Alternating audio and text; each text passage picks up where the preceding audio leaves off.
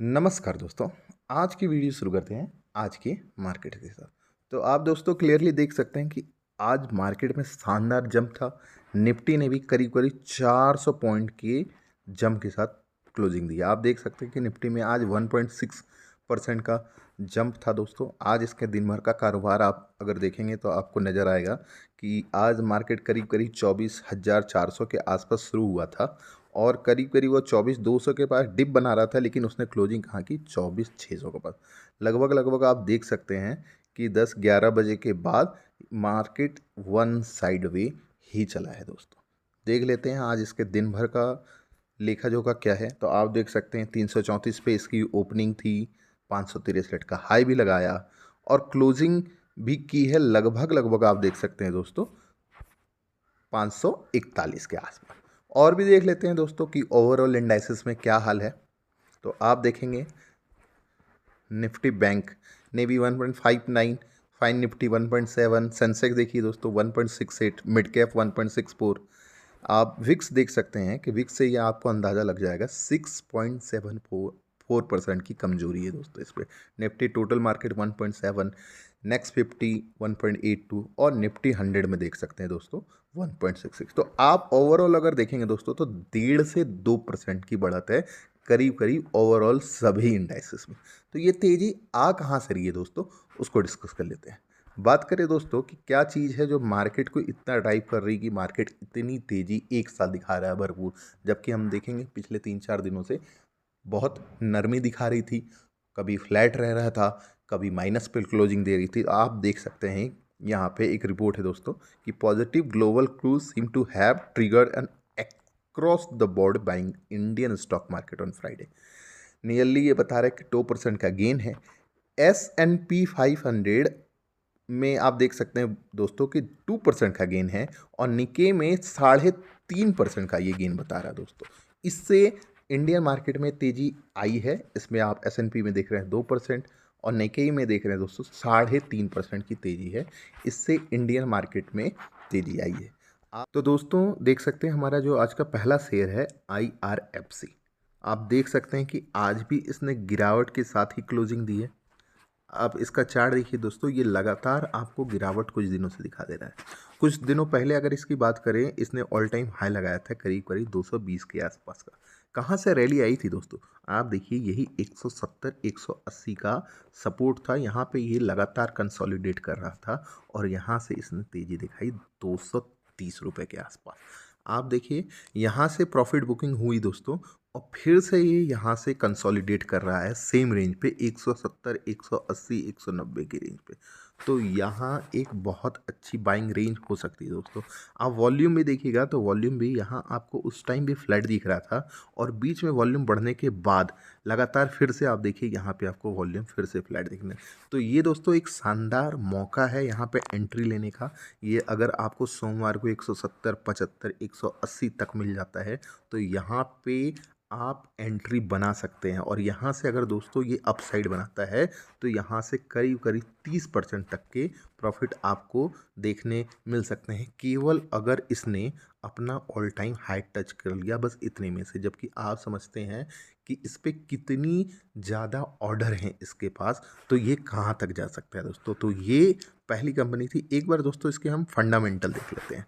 Fundamental देखिए दोस्तों, इसकी आपको शानदार फंडामेंटल दिखेंगे। आप इसके सेल को देखिए, सेल्स आपको इसके सारे डबल डिजिट में दिखेंगे दोस्तों, 16 19 19। केवल सिंगल ईयर का बात करें दोस्तों तो ये आपको 7% दिखेगा। कंपाउंडिंग ग्रोथ देखिए दोस्तों, सारे डबल डिजिट में। केवल इस ईयर का आपको 4% दिखेगा सिंगल डिजिट में।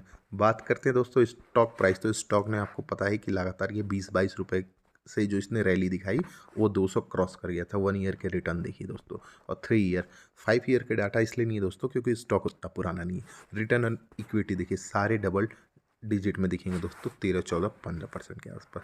तो ये था दोस्तों हमारा पहला स्टॉक जिस पे हम बाइंग कर सकते हैं शॉर्ट टर्म के लिए भी और लॉन्ग टर्म के लिए। बात कर लेते हैं दोस्तों दूसरी कंपनी की।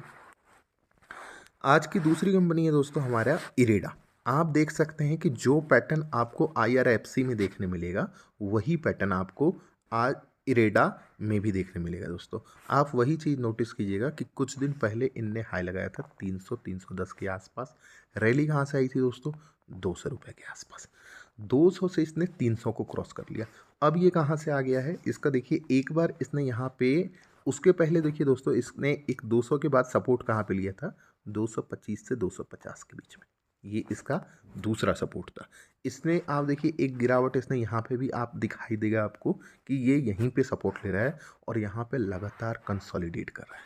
और यहाँ से अगर इसकी अपसाइड की बात करें दोस्तों, तो यहाँ से अगर ये फिर से अपसाइड यहाँ दिखाता है तो यहाँ भी आप देख सकते हैं 30 से 32% की अपसाइड की गुंजाइश केवल और केवल इसके ऑल टाइम हाई पे है। अगर ये उसको फिर से दोबारा केवल टच कर लेता है दोस्तों, तो यहाँ पे फिर देखिए वॉल्यूम इसके भी फ्लैट हो रहे हैं और यहाँ पे एक बाइंग अपॉर्चुनिटी बन रही है दोस्तों। इसके फंडामेंटल देखते हैं दोस्तों, तो इसके फंडामेंटल आप देखिए 5 ईयर, 3 ईयर, 2 ईयर, क्या देखिए दोस्तों इसकी क्या सेल्स है, क्या खतरनाक सेल्स आप बोलेंगे। 43% ईयर। ऐसे भी आप देखेंगे तो 20% पर ईयर का ही है दोस्तों, 5 साल और 3 साल में भी। कंपाउंडिंग ग्रोथ देखिए 45%, 53%, 34%। क्या शानदार ग्रोथ है दोस्तों। तो कंपनी के बारे में तो कुछ सोचना ही नहीं। इस बात करें दोस्तों इसके CAGR का, तो अभी कंपनी को 1 साल नहीं हुए हैं, इसलिए ये यहाँ पे आपको कुछ भी नहीं दिखा पा रहा है। रिटर्न ऑन इक्विटी देखिए दोस्तों, सारे डबल डिजिट में आपको देखने को मिलेंगे दोस्तों। तो ये एक ऐसा रेंज बन जाता है दोस्तों जहाँ पे हम बाइंग कर सकते हैं और लॉन्ग टर्म और शॉर्ट टर्म दोनों के लिए ऐसे स्टॉक को रखा जा सकता है। आज की तीसरी कंपनी है दोस्तों हमारी यूनिक कॉमर्स, जिसकी लिस्टिंग ही 2-3 दिन पहले हुई थी और इसने अपने शेयर होल्डर को लिस्टिंग के दिन ही 2 गुना अपने रिटर्न करके दिए दोस्तों। आप देख सकते हैं कि इसने लिस्टिंग के दिन ही 2 गुना कर दिए थे अपने रिटर्न को। आज देखेंगे दोस्तों उसके बाद लगातार ही ये कमजोरी 2-3 दिनों से दिखा रहा है। तो क्या इसका टेक्निकल कहते हैं दोस्तों, उसको देख लेते हैं। ये 1 आवर का चार्ट है दोस्तों। आप देख सकते हैं कि जिस दिन इसकी लिस्टिंग हुई थी उसी दिन ये स्टॉक करीब करीब खुला है 220 के आसपास और वो 255 तक चला गया था दोस्तों। उसके बाद से देखिए दोस्तों वहाँ से प्रॉफिट बुकिंग आई और ये लगातार डाउन साइड दिखा रहा है दोस्तों।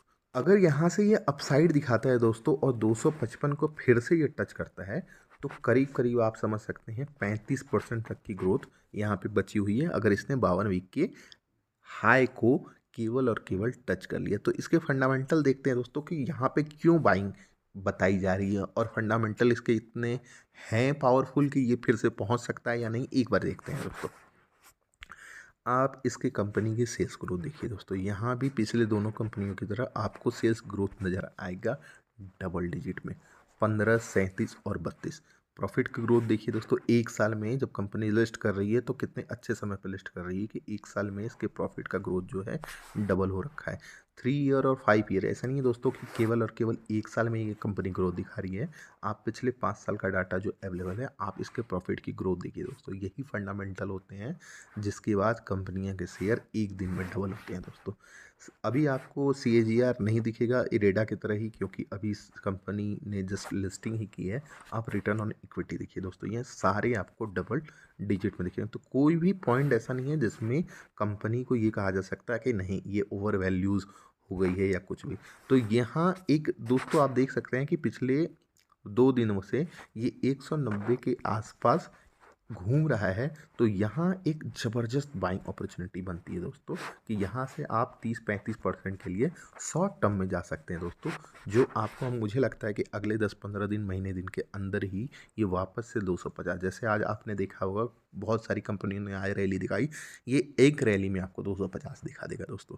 और अगर लॉन्ग टर्म की बात करें दोस्तों, तो लॉन्ग टर्म में भी आप इसको होल्ड कर सकते हैं लंबे टारगेट के लिए। तो ये थी दोस्तों आज की वीडियो। आपको कैसी लगी वीडियो आप कमेंट करके बता सकते हैं। थैंक यू दोस्तों।